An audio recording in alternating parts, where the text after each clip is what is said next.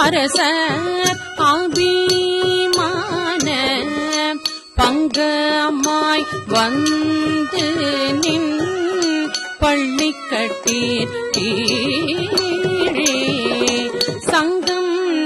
இது பார்ப்போல் வந்தே தலை பெய்தோ சங்கம் இது பார்ப்போல் வந்தே தலை பெய்தோம் கிண்கீழி வாய் செய்த தாமரை பூ போல கிண்கீழி வாய் செய்த தாமரை பூ போல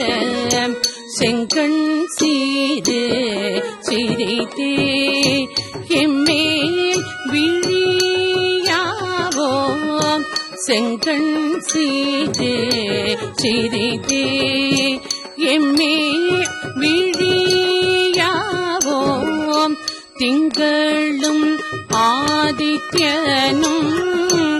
எழுந்தார்